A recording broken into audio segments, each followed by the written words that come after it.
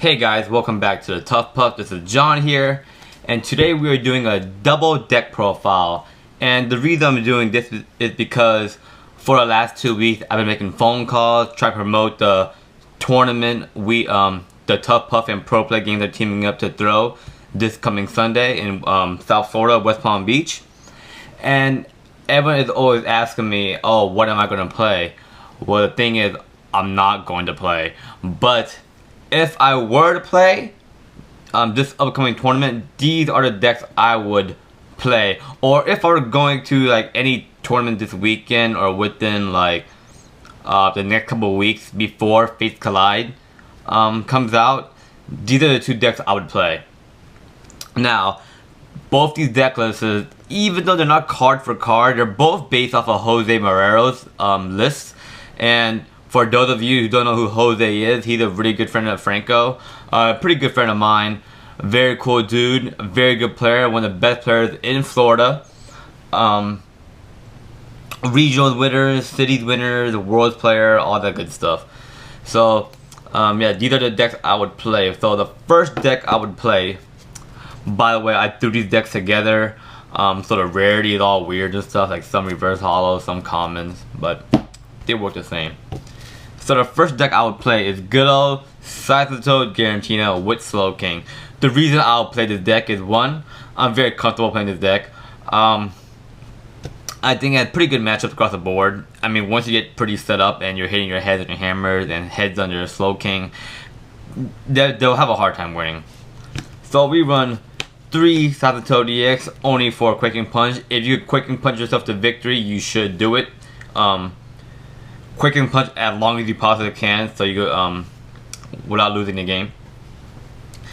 The main attacker. Next we have 2 Giratina EX. Does attack Chaos Wheel for 100 damage. They can't attach special energy, so effectively shuts down Night March and Vespiquen, unless Vespiquen runs some kind of Flareon Blacksmith tech. And the next card, which is not on Jose's list, is Latios EX. Just for the turn 1 donking. Fast raid lets you attack on the first turn, 40 damage. Knocks out Combees, knocks out Joltix. I'm pretty sure knocks out some other like baby Pokemon too. With a Muscle Band does 60 damage. This deck can kinda dig, so getting the turn 1 attack off isn't super rare. The thing is, after turn 1, this card kinda sucks. Hoopa EX to get these guys out, including these 2 guys for draw power and support. Next we run 1/1 Slow King line. So what Slow King does, Royal Flash. Flip a coin if heads, take 1 energy card off the opponent's active Pokemon and move it to one of their bench Pokemon. So if you take like a Double Dragon energy, you could move on to Shaman and discard energy. That's a Pokemon pretty standard, besides like maybe the Latios, but I know some people who run Latios too, so. Next for the supporters, pretty standard supporter line. So we run 4 Professor Sycamore, for sure 4, you want 4, not 3, not 2, 4 Sycamores, especially for the tech. We run Judge, try not to run this Judge, because the Judge is crappy, but it's the only Judge I found last moment. AZ to pick up the line, the Rose Sick and Team Flare run for the disruption, removal energies, maybe a float stone. Life standard, that's pretty standard. Hex Maniac, standard. And then we run Misty's Determination, and this is an extremely underrated card. I know very few people actually like this card. I know one of the kids in Shaman Says plays this card too, and it's really good. This, I think on Jose's list is a Skyla, but I like Misty more. So for those of you who don't know what this card does is, discard 1 card from your hand, look at the top 8 of your deck, and then pick up a card and put it in your hand, any card. And the reason I run this is because this is a way to dig out DCE on your first turn for a Quaking Punch.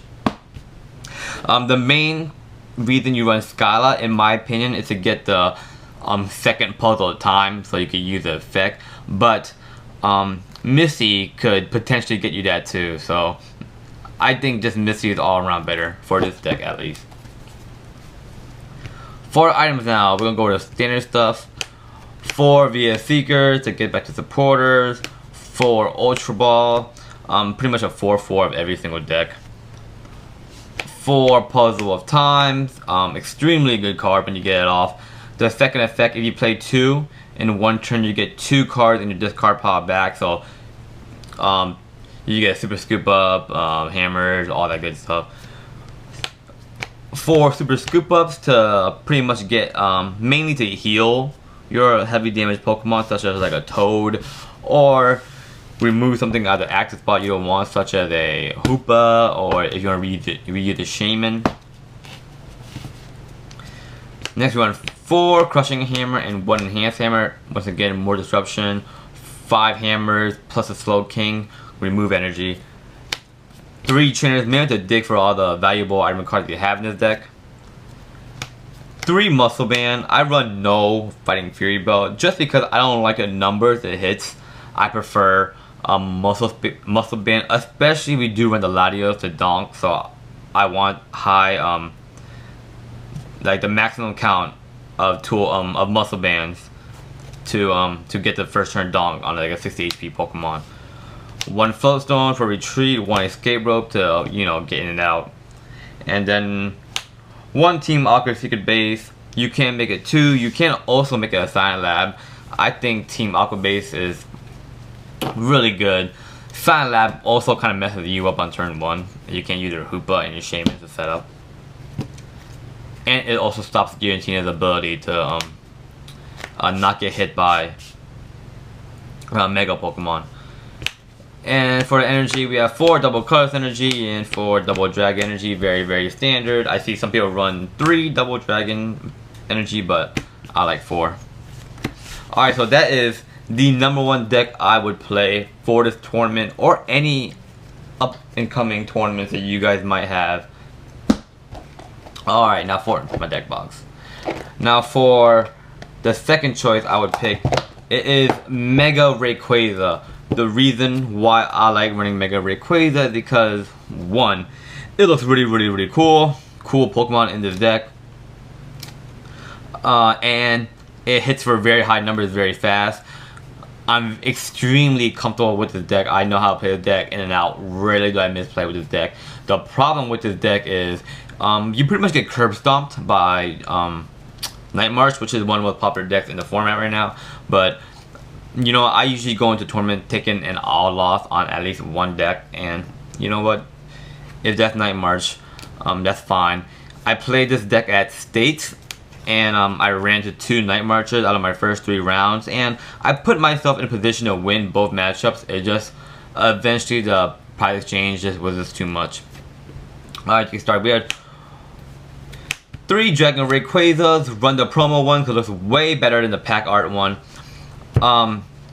The reason I run just all Dragon Rayquaza is because it doesn't have the Joltik weakness, the lightning weakness. I know Jose runs 2 of these and 1 colorless, because the colorless does have a better attack, but I don't plan on attacking with a colorless, period.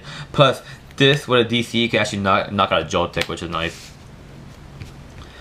I run 3 Mega Rayquaza, so Emerald Break does 30 times your amount of bench Pokemon, and we run Sky Field, so we get 8 bench Pokemon, does 240. It's very obtainable turn 1. Next we run 2 Joltiks now, not Joltik, Jolteon. And what Jolteon does is Flash Ray, 1 Lightning, 1 DC, does 70 damage, and it cannot get hit by a basic Pokemon next turn. So this is the way to beat Night March. Obviously they run all basic Pokemon as their attacker, Pumpkaboo and Joltiks. Some would run Vespiquen, but that's kind of rare. I don't really expect to see like a Vespiquen Night March deck too much. The problem with this, if you don't set this up early, they could just overrun you, because eventually you're gonna have Hoopas and Shamans and Rayquazas on your bench, and they could just lie standard and use Pokemon Catcher and knock them out and get the 6 prizes.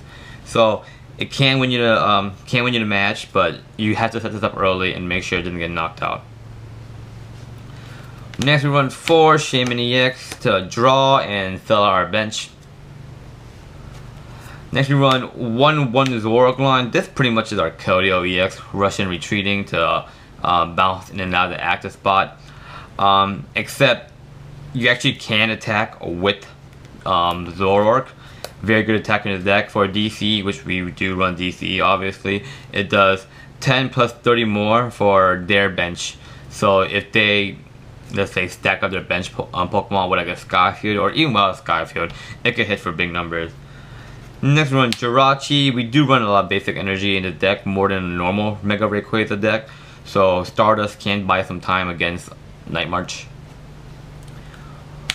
Run 2 Hoopa EXs. Shout out to Kevin for losing my other 4 Hoopa, making me use these promo ones, which aren't exactly bad, but the 4 Hoopa look way better. And obviously look at the EXs we run, so we run double Hoopa. Also fill the bench out. So on top of that, see, this is why our matchup in Night March is so bad. Weak to Pumpkaboo, weak to Joltik, and weak to Joltik.